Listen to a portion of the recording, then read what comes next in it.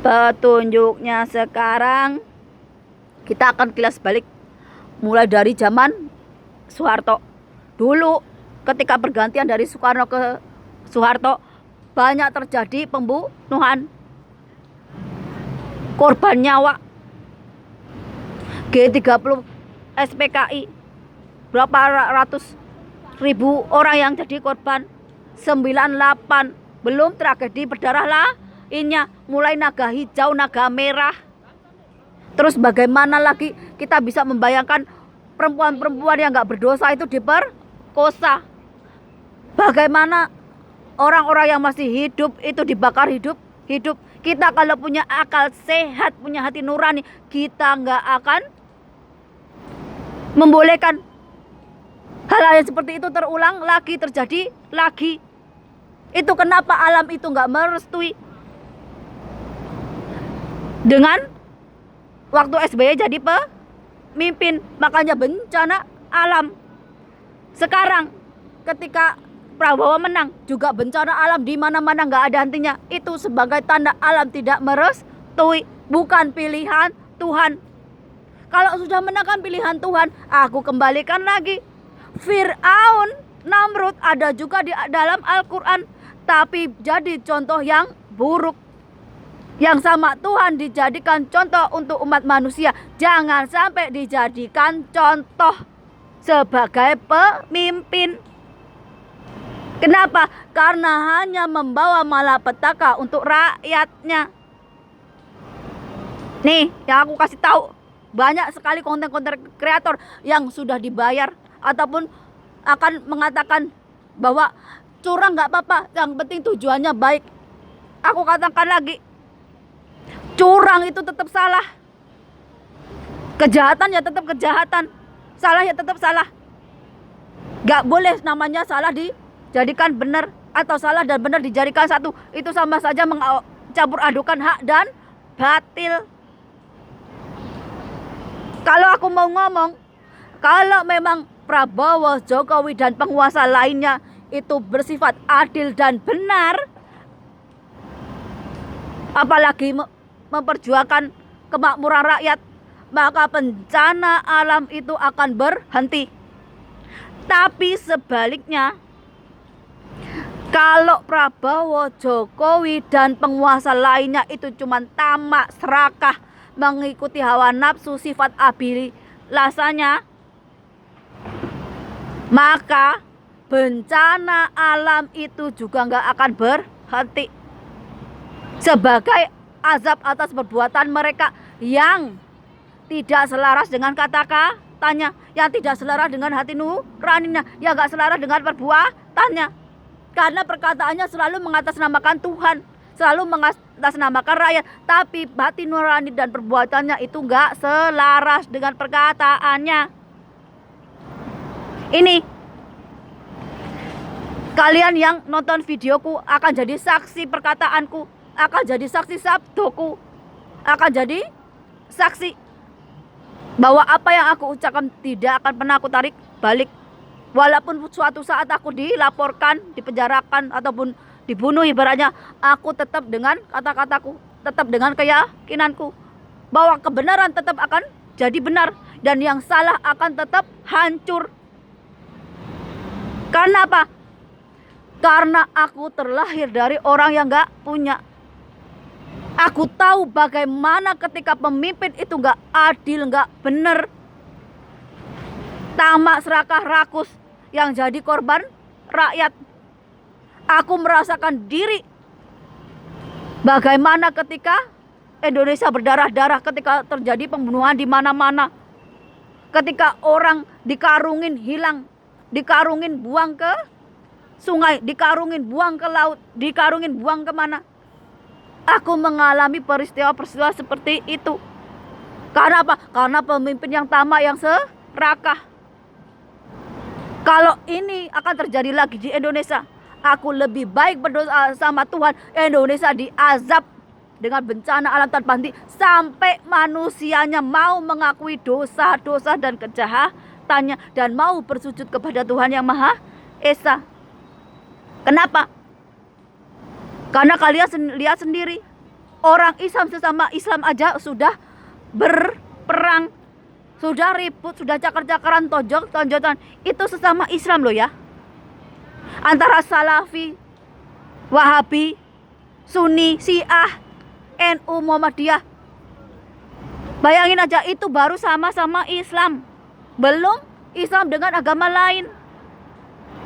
Belum Islam dengan suku lain, bangsa lain. Mau jadi apa kalau begitu? Aku ngomong kayak begini. Untuk siapa? Gak cuman untuk diriku sendiri, tapi untuk keluargaku dan orang-orang yang lainnya. Yang hidup di bawah kemiskinan itu gak cuman keluargaku, tapi ada banyak di negara-negara lainnya yang hidupnya sama. Malah hidupnya lebih parah lagi. Contohnya di India. Sampai dari pekerjaannya aja, pekerjaan yang kotor. Itu Tuhan yang maukan, yaitu perubahan. Kalau enggak ya karmanya akan balik lagi ke kamu, balik lagi ke kamu. Enggak akan ada hentinya. Makanya ini untuk yang beragama Hindu, Buddha, dan yang mengimani reinkarnasi.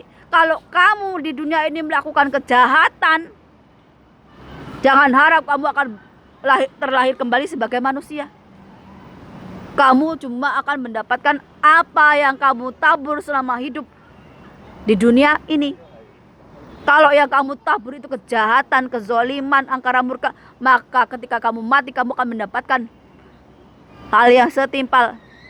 Kalau kamu gak mau berubah, anak cucumu yang akan mendapat karmanya. Makanya aku bilang Islam itu mendapatkan karmanya atas apa? Atas yang dilakukan dulu oleh pendahulu-pendahulunya. Ketika Islam disebarkan melalui kekerasan, melalui perang, banyak orang perempuan itu dijadikan budak seks. Suaminya dibunuh. Hanya untuk apa? Mengikuti ajaran entah dari siapa yang mereka imani. Tapi kelakuannya jauh menyimpang dari ajaran Tuhan. Mereka nggak belajar tentang hukum alam. Kalau mereka buat kejahatan, maka anak cucunya juga akan mendapatkan karmanya. Ini bagi orang-orang yang suka banget boykot KFC, boykot McDonald. Tapi mereka nggak mau belajar tentang sejarah Islam. Bagaimana Islam itu dikembangkan dengan kekerasan, dengan peperangan. Contohnya di Jawa. Bagaimana sampai orang Jawa harus dibilang sesat, musyrik, syirik, kafir, hanya karena berbeda agama. Agama itu nggak bisa dipaksakan karena itu akan sesuai dengan hati nurani. Karena hati yang bersih itu pemberian Tuhan. Nggak kira kamu itu agamanya Islam, Hindu, Buddha, Kristen, Katolik. Kalau kamu hatinya bersih ya bersih. Kamu nggak bisa minta kamu dilahirkan dari orang yang beragama apa. Tapi kamu bisa mendapatkan hati yang bersih kalau orang tuamu juga punya hati yang bersih. Jadi kamu mau agama apapun, kalau kelakuanmu bejat, kelakuanmu zalim, kelakuanmu gak benar, kelakuanmu gak adil, ya kamu akan dihukum Tuhan. Yang bisa menyatukan dunia ini yang berbagai suku, berbagai bangsa, berbagai agama ini ya kelakuannya ini, perbuatannya ini.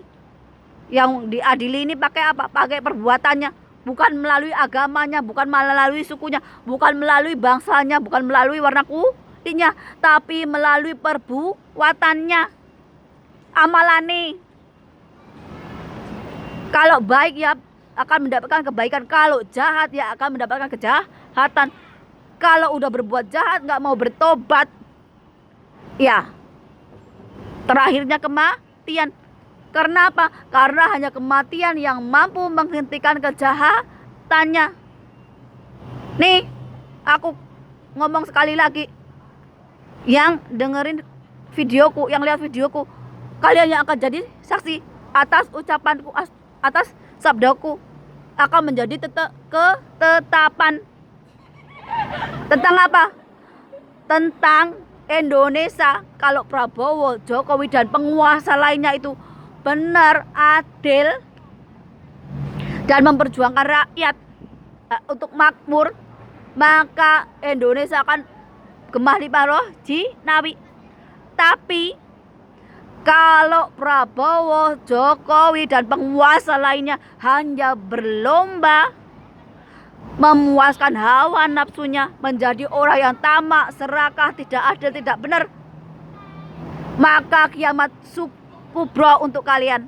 Bencana alam tidak akan berhenti dari ujung timur sampai ujung barat, dari utara ke selatan. Kenapa? Ini karma buat kalian sendiri, agar lain kali kalian itu benar-benar melakukan apa yang sudah kalian ucapkan. Apalagi kalau kalian itu disumpah di atas kitab suci, disumpah di bawah kitab suci. Jangan jadi pengkhianat Tuhan, jangan jadi pengkhianat alam atas pengkhianatan janji ucapan yang pernah kalian ucapkan. Jangan sampai kalian berjanji di bawah kitab suci, berjanji atas nama Tuhan, tapi kalian ingkari sendiri, kalian hianati sendiri, omongan kalian sendiri kalian tidak bisa dijadikan contoh. Nih, kalian bisa cari aku kalau omonganku nggak terjadi. Kalian bisa cari aku bahwa omonganku hanya bullshit, hanya tong kosong nyaring bunyinya.